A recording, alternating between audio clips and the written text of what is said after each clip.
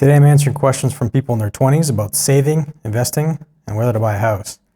At least one of these answers is going to sound controversial. Listen in.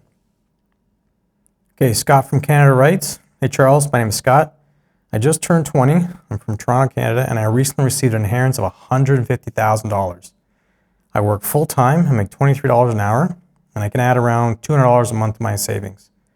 My goal is to buy a place in 5 years, and I want to grow this money as much as I can without taking big risks. Ideally, I'd like to get to 220,000 or more by then. A lot of people suggest the S&P 500, but I'm confused how that works in Canada. I've heard about a TFSA and an FHSA, but I'm not sure how to use them properly. What would you do in my position? Open to any advice." Here's the part you probably don't want to hear. You should not buy a house. Let me explain. Yes, you have $150,000 for a down payment, but your income is very low. You're saving $200 a month, which means you're living nearly paycheck to paycheck. Any house that requires a $200,000 or more down payment is a house you cannot afford. I would suggest investing this money for the long term. The S&P 500, like you mentioned, is a solid choice. Talk to a financial advisor about your specific situation. But if you're patient, you can build real wealth here. At a 6 to 7% return plus your monthly contributions, you're looking at $2 to $3 million by age 60, and that money will continue to compound after. Someone who cared about you left you a tremendous gift. At $200 a month, it would take you 63 years to save $150,000. They literally saved you a lifetime of work. Respect that. Remember, you live in a house, but you live off your investments. Can Canadians invest in the S&P 500? Yes, they can. If you want to invest in the S&P 500, there's a variety of options. Taking Vanguard as an example, you can buy in Canadian dollars. There's ticker VFV. If you want to avoid currency risk, there's VSP, which hedges the currency risk between the US dollar assets of the S&P 500 and Canadian dollars. And that's just from Vanguard. There's other fund companies too. So in short, yes, Canadians can absolutely invest in the S&P 500. Number two, what's a TFSA? So a TFSA stands for Tax-Free Savings Account.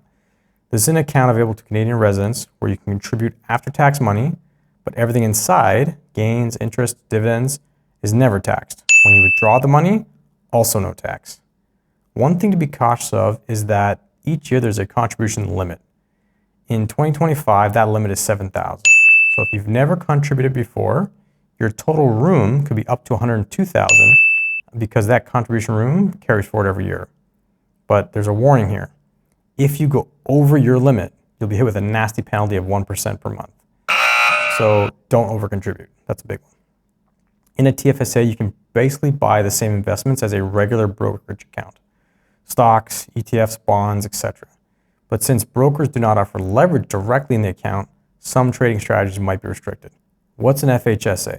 An FHSA, or First Home Savings Account, lets Canadians save up to $40,000 tax-free to be used as a down payment if you're a first-time home buyer. Contributions to an FHSA are tax deductible, your money grows tax-free, and withdrawals for the purposes of buying a first home are also tax-free. You can contribute $8,000 per year. The account can stay open for a maximum of 15 years or until you reach the age of 71 years old. If you don't use the funds to buy a home in the allotted time, they can be transferred to an RRSP or RIF, which are different types of retirement accounts, or the money must be withdrawn, at which point you'll be taxed on the entire amount as regular income. Question number 2 comes from Sarah from Chicago. Sarah writes, "I'm 24 and I live alone in Chicago. I'm planning to save $1,000 a month for investments and $500 split between emergency fund and travel with our bigger wants. That makes my savings rate nearly 20% of my take-home pay, which I thought is a good savings rate. At this pace, though, it feels like I'll never save for a down payment. I'm single, so rent takes up a huge chunk of my income, but I was always taught to aim for 20%, and that feels like nothing. My income is $78,000. Am I saving too little?" Here's a short answer. There is no magic percentage for savings. When it comes to savings, what matters is dollars, not percentages. Here's why. If you need to save $2,500 a month to hit your goals, and 20% of your income is only $1,500, then you're saving too little. It's just that simple. Instead, think about what you want. Do you want to buy a house, retire early? Do you want financial independence? Do you want to travel the world? Whatever it is, Once you decide on your financial goals, then determine how much you need to save in dollars to achieve them. It might require you cut back on spending or earn more income through something like side hustles, part-time job, whatever it is. What matters is how much do you need and how much can you save. Now, in the event you don't know what your financial goals are, be aggressive with saving as much cash as possible in something like a high-yield savings account. It might not be the best long-term investment strategy, but that's okay, because what you can say for certain is that having more cash as opposed to less is better for you, obviously. Question number 3. This is coming from Kelly in Texas. I'm 25, living in Texas and working in technology. I make $123,000 per year plus a $14,000 bonus. I have a $22,000 emergency fund, $60,000 in 401k, $47,000 invested in index funds. I'm putting 11% of my 401k, $3,000 a month to Fidelity, and $300 a month to a high yield savings account. I have $14,000 in student loans, but the interest rates are very low. I want to buy a house in 3 to 4 years. Something around $600,000 with a 20% down payment. Is continuing to invest the best option? And when should I switch over to pure savings? I'm obviously worried about the potential for a market downturn before I buy, but would housing prices also follow suit, making it less risky? When should I divert more into savings versus investing? Kelly, you are in excellent financial shape.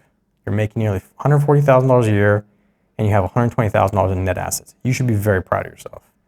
Short answer, yes, you can easily save $120,000 in 3 years. You're just overthinking this. Your current savings rate is roughly $40,000 per year, not including your bonus. If you're buying a home in 3 years, you would maybe invest for 2 years at most before needing to shift the money into pure savings. That's just too short a time period when markets are at record highs. Anything can happen and you don't want to jeopardize your goal. Here's what I do. I would be putting $3,300 a month into the high yield savings account right now. You'll earn some interest, you'll avoid short-term market risk. For everything else, keep making your 401k contributions, get an employer match, use your bonus to buy more index funds, and pay off your student loans from your savings. You'll still have $8,000 in cash for emergencies. In the worst case scenario, you can always tap your house savings if something really bad comes up. I know you're classifying it as emergency, but it's all going to one big account. And if you get raised over the next 4 years, invest those two in your index funds. So here's what you'll have in 3 years. You'll have a growing 401k, a growing investment portfolio, a solid emergency fund, and you'll have $120,000 down payment for your house. If the plan is to buy a house, make sure to secure that goal. Don't try to time the market over 12 to 18 months. It's too hard. You already know what you want, so just make sure you go get it. As to your other question, will a stock market downturn reduce house prices?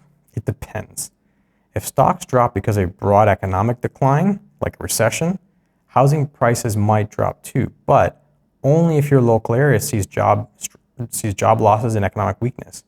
If you're buying or living in an area with strong, stable employment, house prices, frankly, might not budge at all. So yes, the stock market and housing markets can be reflective of each other, but it's not automatically true. Okay, that's it for today. If you want more content like this, let me know in the comments. If you'd like me to review your personal financial situation, there's a link in the description where you can submit your questions. I'll do the analysis for you. Please like and subscribe, and I'll see you next time. Hi, I'm Charles. I don't like most investing and finance content I see online. It's typically designed to sell you something, like a course. You don't need to buy anything from me. This content is for educational and entertainment purposes only. Seek professional advice for your personal situation. I want to make financial freedom accessible to the average person. Profit is desirable, ownership is freedom. Good luck and goodbye.